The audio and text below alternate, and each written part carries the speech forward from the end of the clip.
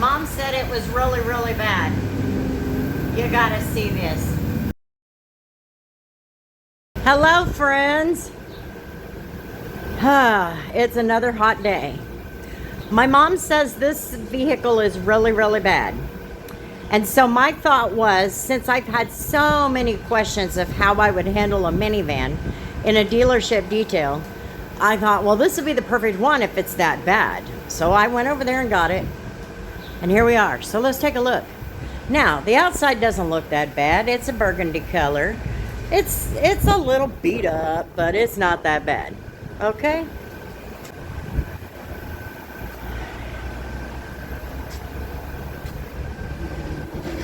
Little gunky there.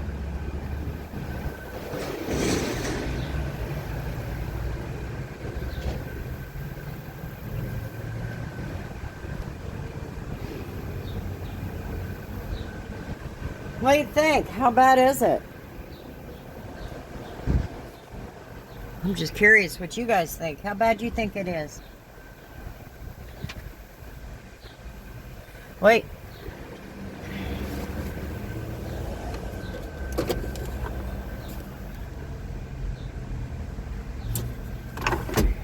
That's looking kind of rough. I don't know, guys. This is going to take all day. Oh, wait, I know. She must be talking about the stowaway box, right?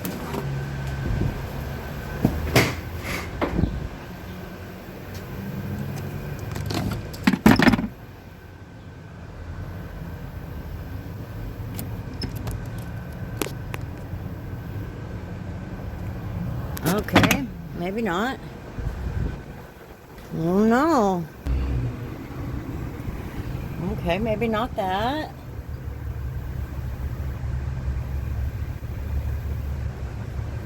And you want to know what's bad is my dad said it's pretty bad too. He said it's going to take you all day.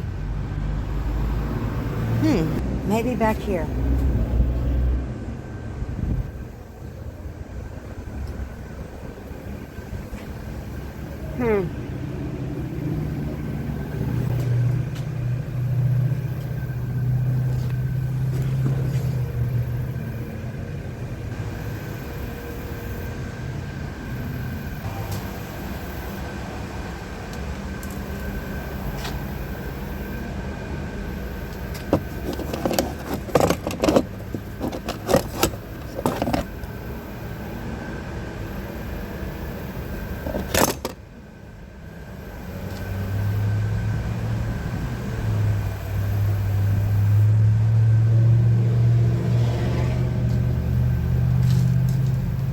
Okay, this is pretty rough, but it's a leather seat.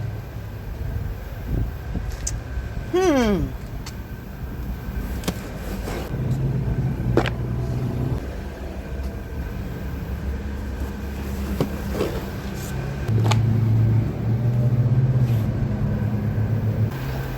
she meant the door jambs.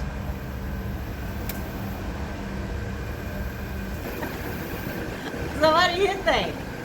I think about 4 hours. That's not bad. And I have no idea. But I think I'm going to have to talk to him about the really bad part, because some of them vehicles they've brought me in the past, this is a piece of cake. Now, what I wanted to do was break this up into a couple of parts.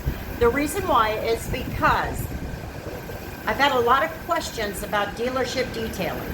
And what's the difference between detailing and dealership detailing? Well, basically it's your technique and how much time you invest. Okay, so you find little shortcuts to get yourself through in the shortest amount of time possible. So, we're going to go ahead and get started. I'm going to go ahead and get this cleaned up. I'll still make a couple of videos out of it because I do want everybody to see. So, with that, let's get started with the day. So the first thing we want to do is kind of decide how we want to use, what cleaners we want to use on something like this and why. Now technically, a rinseless wash would actually do just fine in a minivan like this. But because there's a few spots that are going to be a little tougher, I'm going to go ahead and go with a little bit stronger stuff and use some mean green. So I'm also going to use some PNS because as you saw, that back is not bad. This back side is not that bad. But, you know, especially for the tough stuff. So I'm going to have both of them available for the job. Something else I'm going to have on hand is some rinseless wash. This is the Rinseless by DIY Detail because I've been picking up a habit lately where I go ahead and get the windows on the inside done when I finish up the area. Okay, so all sarcasm aside, the minivan is not in the best shape. It is kind of dirty, and it's the kind of dirt that's stuck on, you know what I mean? So it is technically pretty rough, but we know that I have seen much, much worse. So the plan of today's video and of this detail is I am going to break this up in parts because I have had so many questions about what the difference between a dealership detail and an outside detail is. Now let me first say, the first thing that you have to remember is when you do a dealership detail, your time management is the number one key outside of your plan of attack. So you have got to learn a system, and you may already have a system developed, but practice it. Practice it. Practice it every single time. Don't venture away from it. Just start right there in that one spot that you know you're going to be able to work your way around and get her all done. So what is my system? Well, here's my system. Obviously, I'm going to take my air compressor and I'm going to blow a lot of that stuff out. This is a 2010 Town & Country, and it is no different than the Dodge Caravan. And the one thing that both of them are notorious for is the crappiest carpet in the industry. I don't care how you look at it. They just have, thanks a lot, GM. Just say it. Anyway, so you want to blow out those carpets and just blow it out towards the side, to the back, or even out towards yourself. Now you see that I have my glasses on. That's just basically to protect my eyeballs. Now, if you don't have an air compressor and you don't have this air gun, that's okay. Use the exhaust side of your shop vac. You're going to accomplish a lot with that. I had to do it for a very long time. It does help you. So I will start right here at the door after I have blown everything back. Then I will take care of the door frames.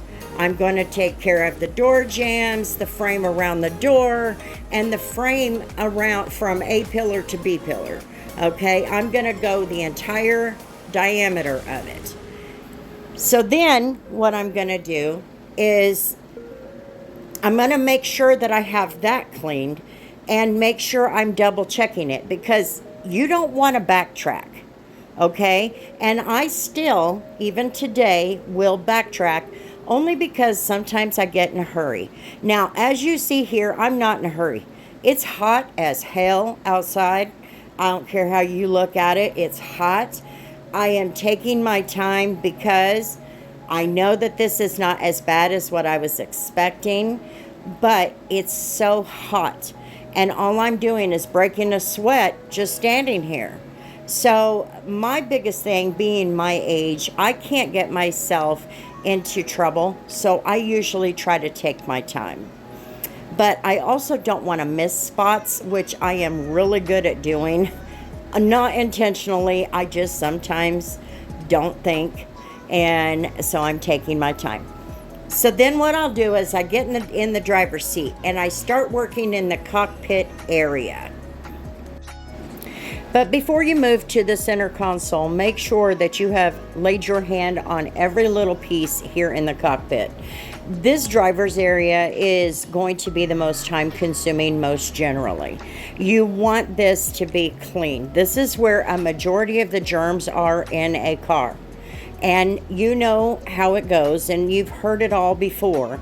There are more germs in that area and on the steering wheel than there is in a public restroom. So make sure that you're getting everything and making sure that it's clean. So once you move to the center console, you want to work your way down. Obviously, you want to get every pocket, every compartment. You want to make sure the cup holders are in good shape, and the buttons. If you need to get a brush out and the wipe down isn't going to cut it, get you a brush out. Sometimes if you spray a little bit on there and use the air, you can get those buttons cleaned up. But if not, just get you a brush out and make sure that the buttons are clean and the air vents. And then you make sure that all the cup holders look good. I think I probably said that already. And then you work your way down to where you're working into the center console between the seats. Make sure that is clean. Make sure your hands touch everything. Do your best to work down into the side between the seats and the console and get all of that cleaned up. That's hard to do sometimes, I understand. And if you can't from the front, then when you move the seats forward so that you can work on the back seats, then you can probably get a good part of it from there. Now this center console actually does come out. I had to research it, but it's a pain in the butt to clean. Now, if it's nasty, go ahead and pull it out. The way to dislodge this thing is in the very front of this little console is a lever at the very bottom. You've got several different levers because this is a 3-part compartment box. And so grab the one that's as low as you can go. And then you reach back behind the console and you push forward and lift up at the same time, and it will dislodge. So that is the way to get it out. This particular console, I just left it in place. It was not in bad shape at all, not even the cup holders. So I just went ahead and cleaned it and left it in place. But if you need to take it out and let the power washer clean it. I'm telling you, that is the best thing in the world. Anyway, so after you have cleaned up the console and the center, you'll want to start working on the seat. So in this case, you see that it's leather seats. I really should have gotten the steamer out, but I didn't. I just felt like it was not the time because of the heat. But I could have. But just make sure the seat is cleaned. Check the seat belt, the latch part, and the belt part that's going to be down on your right side. And then kind of do a double check. Make sure the B-pillar is wiped down. Make sure you're looking up and getting the visors and all of that good stuff, and the rear view mirror. And then I have been picking up this habit of trying to get the windows clean at this point. The driver window and then the windshield, the driver's side windshield. So just do what you can and make sure that you're double checking everything, and you should be good to go on this area after about 20 to 30 minutes. So with that, thanks for hanging out on my channel, guys. Check back tomorrow because I'll give you part 2 there. All right. See you later. Have a great day.